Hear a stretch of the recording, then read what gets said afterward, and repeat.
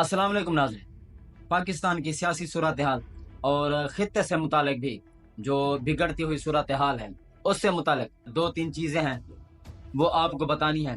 पहली तो ये कि ईरान और इसराइल का जो तनाज़ा है, वो जितनी तेज़ी से शुरू हुआ, उतनी ही तेज़ी से ख़त्म हो गया है।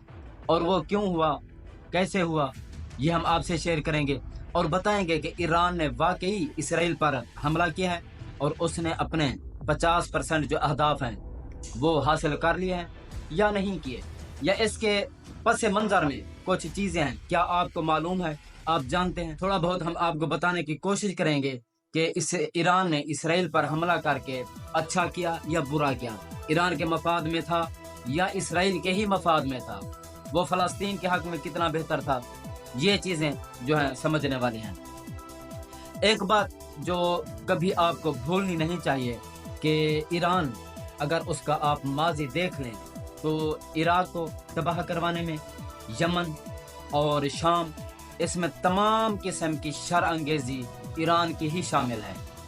अमेरिका ने इराक को तबाह किया, उसमें दो लोगों के, अमेरिका को तो कुछ नहीं मिला लेकिन ईरान को बहुत कुछ मिला जो वो चाहता था। देखें, वहाँ थोड़ा बहुत फ़िरका वारियत को भी हवा देता रहा है ईरान। पाकिस्तान में भी उसने कोशिश की है, कई चीज़ें हुई हैं और उसका सबूत भी हमारे जो इंटेलिजेंस इदारे हैं उनके पास मौजूद है। ईरान में ईरानी सरहद पर पाकिस्तानी अफवाज पाकिस्तान ने कार्रवाई भी की थी। दूसरा, शाम में आप देख लें, बशार अल असद, वहाँ भी फ़िरका वाराना जो हालात हैं ख़राब हुए पड़े हैं। वहाँ सिर्फ ईरान जो चाहता है वो ये कि बशार अल असद की हुकूमत हमेशा कायम दायम रहे। उसकी वजूहात भी आप सबको पता है। और बशार अल असद के ख़िलाफ़ जो भी तंजीमें या वहाँ के जो अहले सुन्नत मुसलमान हैं वो अगर आवाज़ उठाते हैं तो ईरान जो है बशार अल असद की मदद करता है और वहाँ कोई टारगेट अचीव करने हों तो वो भी करवा के देता है। इसी तरह यमन में भी इसी तरह के हालात पैदा किए गए हैं जिस पर फिर सऊदी अरब ने भी हमला किया था। ये तमाम चीज़ें सोचने और समझने की हैं। ईरान का मद ये है कि कभी भी वो मज़लूम मुसलमान या जहाँ जिस खित्ते में छोटा बहुत खित्ता हो या जहाँ अक़लियत में मौजूद हो मुसलमान, वहाँ पर जुल्म और बर्बरियत के ख़िलाफ़ ईरान खड़ा नहीं हुआ। जहाँ सिर्फ इसके अपने मसलकी मफादात हों, वहाँ उसको डिफाइन करने के लिए या उसकी हिफाजत करने के लिए ये हमा वक्त कोशिश करता है और उसके बैकग्राउंड में भी चीज़ें करने की कोशिश करता है। जो लोग समझते हैं कि ईरान ने इसराइल पर हमला किया है तो वो सबसे बड़े बेवकूफ़ हैं। 1 अप्रैल को ईरानी कौंसलेट पर जो दमिश्क में मौजूद है उस पर हमला करके इसराइल ने ईरान के 7 से 8 जो अफराद थे, अहम थे, जिनमें कुछ जनरल भी थे, वो मारे हैं। तो उसके जवाब में ईरान ने 2 हफ्ते तो लगा दिए लेकिन उसका जवाब जो है अभी दिया, जो 1 अप्रैल को भी ईरान ने ऐलान किया था कि हम इसका जवाब जो है ज़रूर देंगे। और उसका जवाब कैसे दिया? 300 मिसाइल दाग दिए हैं जिसमें क्रूज़ मिसाइल और ख़ुदकुश ड्रोन और मिसाइल भी थे। 300 मिसाइल दागे जिनमें से एक भी अपने हदफ पर नहीं पहुंचा। 99% इसराइल ने फिजा में ही मार दिया, अपने टारगेट तक नहीं पहुंचे, एक मुर्गी तक इसराइल की नहीं मरी। और साथ ही ईरान ने यह भी ऐलान कर दिया कि हमने 50% अहदाफ मुकम्मल कर लिए, हमने अचीव कर लिए, इसलिए अब हम इस जंग को ख़त्म ही समझें। क्यों ख़त्म समझें? अगर ईरान वाकई फ़लस्तीन के हक़ में खड़ा है, मज़लूम मुसलमानों के हक़ में खड़ा है, तो उसको इस वक्त ये याद आई, इस वक्त ईरान की गैरत जागी जब फ़लस्तीन मुकम्मल तौर पर तबाह हो गया। गज़ा की पट्टी जो है मुकम्मल मलिया मेट हो गई। तमाम जो लोग थे हज़ारों की तादाद में शहीद हो गए, जो बच गए वो खुले आसमान तले ज़िंदगी गुजारे हैं। तो मेरा ख्याल है कि पाकिस्तानी अवाम को इन बेवकूफ़ियों से निकलना चाहिए। इस जवाबी हमले का पस मंज़र एक और भी है कि इसराइल और हमास की जो है जंग बंदी होने जा रही थी, यानी जंग ख़त्म होने जा रही थी और अवाम जो है सुख का सांस लेने जा रहे थे, या तामीर नौ का जो सिलसिला था वो शुरू होने जा रहा था, लेकिन अब वो रुक जाएगा। फ़लस्तीन पर मज़ीद बमबारी होगी, इसराइल अब जंग बंदी की तरफ नहीं जाएगा। तो ये चीज़ें, ये जो जवाबी हमला था फ़लस्तीन के हक़ में बिल्कुल भी नहीं है। हमास ने, आपको याद है कि हमला किया था 7 अक्टूबर को, तकरीबन 3 से 4 हज़ार उसने रॉकेट लॉन्चर फेंके थे। और ये जदीद टेक्नोलॉजी नहीं है, ईरान के पास हमास से ज़्यादा जो बेहतरीन टेक्नोलॉजी है। हमास के पास ऐसी वो देसी साख्ता चीज़ें होती हैं, वो खुद भी उसको बनाते रहते हैं इसराइल के जवाब के तौर पर, और वक्त पड़ने पर जब ये स्टॉक इकट्ठा कर लेते हैं तो फिर हमला भी कर देते हैं। वो भी अपने अहदाफ पर काफ़ी सारे 1200 के करीब जो इसराइली थे वो तकरीबन हलाक हुए थे, और कई इसराइली फ़ौजों को उन्होंने अगवा भी कर लिया था। तो बेहतरीन टेक्नोलॉजी रखने वाला ईरान 300 मिसाइल दागने के बावजूद भी उसके हमले के जवाब में एक कैजुअलिटी भी नहीं हुई। तो ये चीज़ें हैं सोचने की, समझने की। जो समझते हैं कि ईरान फ़लस्तीन की खातिर खड़ा हुआ है तो वो सबसे बड़े बेवकूफ़ हैं। खुलासा सिर्फ ये है कि ईरान ने हमला नहीं किया, जवाबी हमला किया है।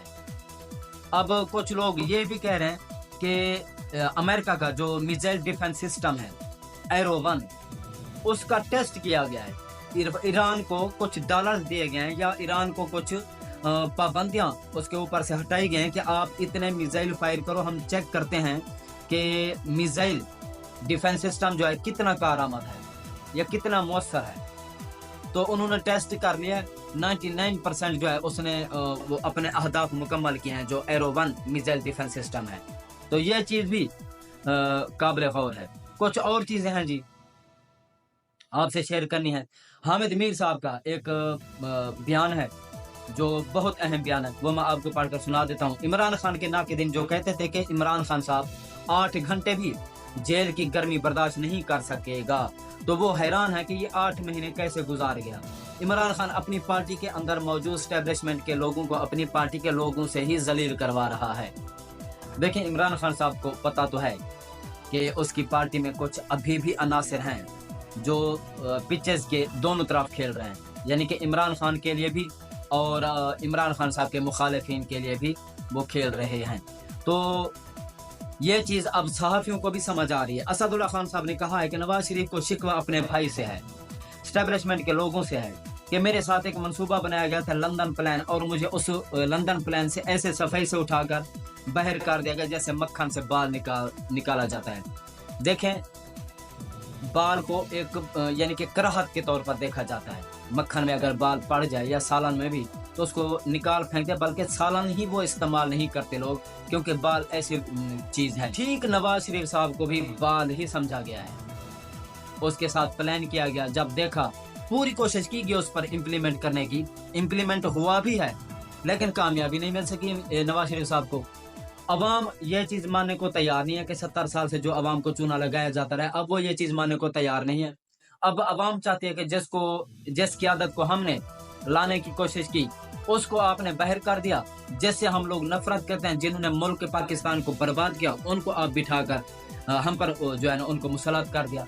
तो ये चीज़ अवाम मानने को तैयार नहीं है। और अवाम ने जो है मक्खन से बाल को अवाम ने ही निकाल फेंका है, किसी ने नहीं निकाल फेंका। उन्होंने तो बहुत बड़ी कोशिश की है, मजबूर होकर उन्होंने नवाज शरीफ साहब को साइड लाइन किया। अब नवाज शरीफ साहब नज़रबंद हैं, अब वो भागने की पूरी कोशिश भी करेंगे, क्योंकि हुकूमत इस वक्त अवामी मैंडेट पर आई नहीं है, अवाम का एतमाद हुकूमत के पास है नहीं। तो देखते हैं फिर कि कितना अरसा चल सकती है। नाज़रीन, अपोजिशन का हुकूमत को टफ टाइम देने का फैसला जो है ये पहले ही हो चुका है, लेकिन अब उस पर जो है आमद दरामद पूरे मुल्क में जो है बहुत बड़े जलसे जुलूस, रैलियाँ, लॉन्ग मार्चेस की तरफ हालात जा रहे हैं। बिलावल भुट्टो साहब का बयान भी आया है कि सियासी इंतशार, यानी कि बजाय इसके कि आप मिल बैठकर मुल्क को चलाने की कोशिश करें, आप सियासी इंतशार की तरफ जा रहे हैं। ये मैंडेट चोरी का बहाना बनाकर आप लॉन्ग मार्चेस वगैरह ये सब कर रहे हैं। ये बिलावल भुट्टो का बयान है। मैं समझता था कि बिलावल जो है एक नौजवान की आदत है और पीपल्स पार्टी को एक नई तर्ज की सियासत पर चलाएंगे, लेकिन नहीं, उन्होंने भी मुनासिब ही समझा कि एक आसान सा रास्ता चूज किया जाए, मेहनत ना करनी पड़े, अवाम में ना जाना पड़े, और बूट पॉलिश करके खुशामद करके या थोड़ा बहुत किसी के इशारों पर चलते हुए जो है हम इक़्तिदार को आसानी से हासिल कर सकते हैं। जैसे मरियम नवाज साहबा ने कहा था कि मुझे बहुत सारे तरीके आते हैं, मुझे बूट पॉलिश भी करना आता है, अपनी इज्जत को जो है साइड अपनी अना को कुर्बान करना पड़ता है। तो शायद बिलावल भुट्टो साहब ने भी वैसा ही किया और अपनी पार्टी का जो है बेड़ा गर्क कर दिया है। ये इदारे अगर इनकी हेल्प ना करें तो एक सीट भी ये नहीं निकाल पाते। अब इदारों में जो अपने अपने माफिया बिठा रखे हैं, वो करप्शन करने में इनकी मदद करते हैं, धांधली करने में इनकी मदद करते हैं। अवाम जो है, अवाम का कुछ नहीं, अवाम का जो मैंडेट है आसानी से चोरी, क्योंकि सब तो मिले हुए हैं आपस में। अवाम बेचारी क्या करे, वो लड़ तो सकती नहीं, सिर्फ एक अंगूठे की वोट की ताकत है जो वो इस्तेमाल कर सकते हैं। अब अवाम बेचारी रो रही है कि हम लाना किसको चाहते हैं और आ कौन जाता है। तो ये चीज़ें ग्रैंड अलायंस बन चुका है। अब मुल्क भर में जल्द से जुलूस रैलियाँ 21 अप्रैल के बाद जो है ये जो ज़िमनी इलेक्शन होने जा रहे हैं, इसके बाद PTI मुकम्मल तौर पर जो है पूरे पाकिस्तान में एहतजाज और जल्द से जुलूस और रैलियाँ निकालने जा रही है।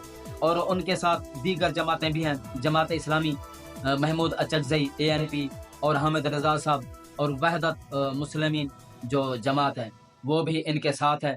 तो दो मकासद हैं इनके, एक तो अवामी मैंडेट जो चोरी हुआ है वो वापस कराना है, दूसरा इमरान खान साहब की रिहाई। सबसे बड़ा जो हदफ है वो ये है, क्योंकि आप सबको मालूम है कि इमरान खान साहब सिर्फ पॉलिटिकल विक्टिमाइजेशन का शिकार हैं। तो देखते हैं फिर कि किस हद तक ये लोग कामयाब होते हैं। जब तक सच्चे दिल से और जोश और जज्बे के साथ मैदान में नहीं उतरेंगे, इनको कामयाबियां नहीं मिलेंगी। पाकिस्तान जिंदाबाद।